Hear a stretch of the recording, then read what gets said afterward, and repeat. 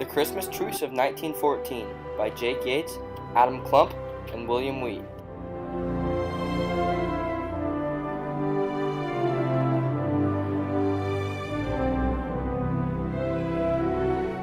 On December 25th, in 1914, during World War I, soldiers on the Western Front from opposing sides of the war agreed to a ceasefire to celebrate Christmas.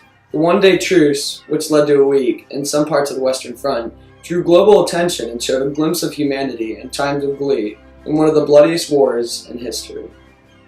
In 1914, Archduke Ferdinand of Austria was assassinated on June 28th with his wife in Bosnia. This assassination sparked one of the biggest conflicts that had ever been seen in the world up to this time. When it was all said and done, over 16 million soldiers had lost their lives, and over 10 million more civilians had met the same fate. Over the following months, many of Europe's elite powers had joined the war, and by fall it was in full tilt. At the time of Christmas 1914, the war had almost lasted for 5 months. Troops were growing tired of the war, and they desperately needed a morale boost. Normal conditions for a soldier were freezing cold nights, wet trenches, and a lack of food. Many soldiers thought the war would be over very quickly, along with many leaders, as the new advancements in aggressive tactics and advancements in modern weaponry on the offensive side would make wars very short-lived, but there were also advancements on the defensive side.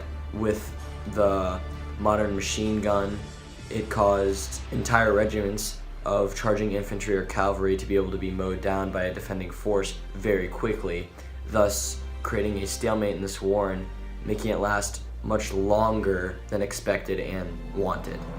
The war finally ended on November 11, 1918, after over 4 years of fighting.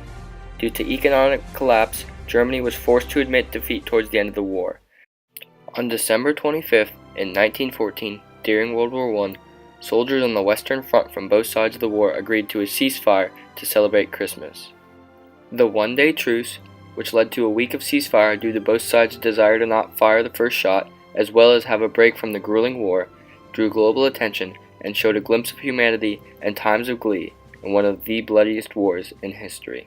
In the early days of war, many soldiers believed they would be home before the cold Christmas of 1914. As December drew near, many realized that their wish would not come true, and they would be stuck in the trenches until after the new year. Soldiers lost morale because they knew they would not be home and they would have to spend Christmas in the wet and cold trenches. There was some hope for soldiers of both sides, though, when talk arose of a Christmas truce.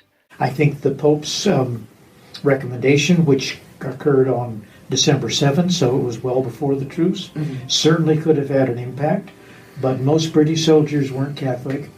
The majority of German soldiers weren't Catholic, so I worry that, his influence was not necessarily all that great and didn't necessarily reach them. But here's the clincher to me. Informal ceasefires or respites began to occur as early as November on specific parts of the front.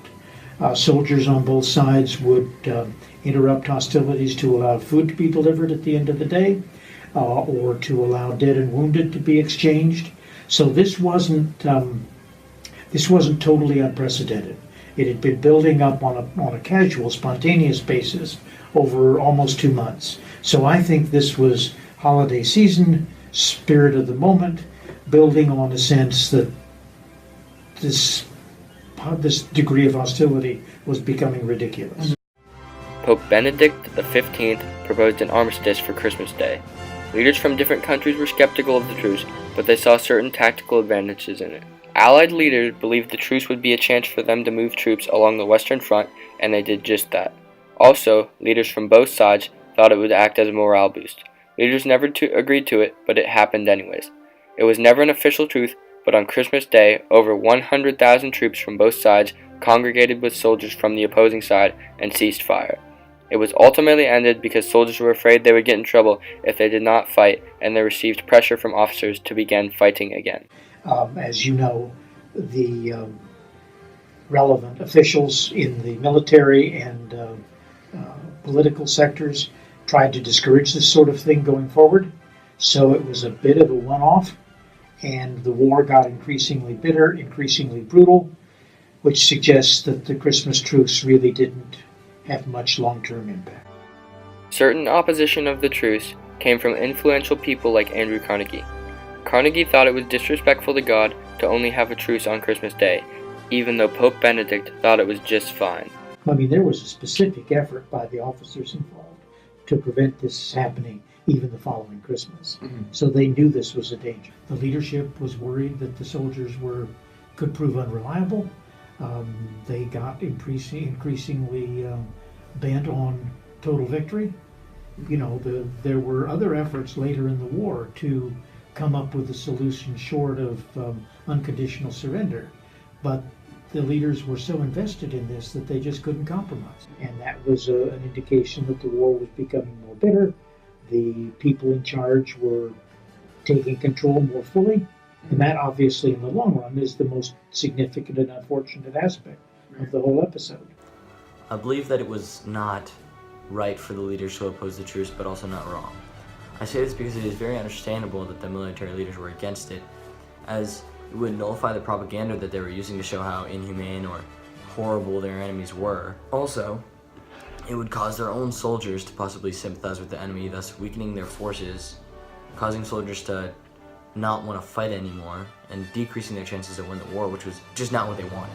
And it is very understandable from their point of view that they wanted no truces to occur because it just would not benefit their side. The opposing sides were against having a truce because it could ruin their war efforts. A Christmas truce could ruin the propaganda each side was spewing out at the opposing side. Propaganda was an important tool in the war, and it made the opposing soldiers turn against each other. A truce could compromise the propaganda and cause the soldiers to sympathize for each other. This was not what the propagandists wanted. The goal of the propagandists was to make their soldiers have absolute hatred for the opposing army because more hatred means more aggressive troops. It certainly expressed a certain degree of sympathy. That is, they have to have believed, obviously, that they were dealing with fellow Christians, that they had some sort of common interests, including sports. So I think in that's what makes it fascinating. So sure, this was sort of a European civil war, and they recognized that they had a lot in common. It's just that it didn't have much lasting impact. They got more aggressive, more violent, and more painful as the war went on. The soldiers became tired, they wanted to go home. They became belligerent, and soldiers just couldn't come to terms anymore. They couldn't understand each other and couldn't sympathize for each other because what they were doing to each other on a daily basis was just too much to drop it all and come together and talk and play soccer games like they did in the Christmas truce.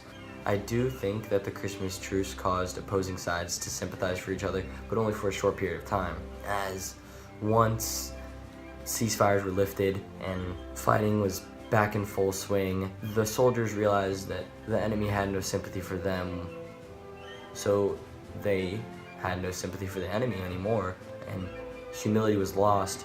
And even though the truce brought a sense of humanity to the dreadful and horrible war that was occurring, it was just not enough to stop the war from occurring. And even despite all the propaganda produced by Allies and Axis to slander the opposing sides, both sides were able to understand that they were not much different from the other. Soldiers were able to mingle without an issue. I hope that for the soldiers it provided a little bit of relief in what was obviously an increasingly grim situation. I don't have any sense that there was a big impact on citizens more generally. I mean, it was reported, I know it was reported in Britain, and maybe it made people back home feel that maybe this madness wasn't as awful as it seemed.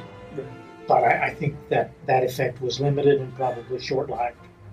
The Christmas Truce of 1914 showed both the Allies and Axis' humanity during the war. If it wasn't for the events that transpired on that cold winter day, which became a heartwarming tale of how enemies came together for a day of peace and found their common ground in religion and occupation.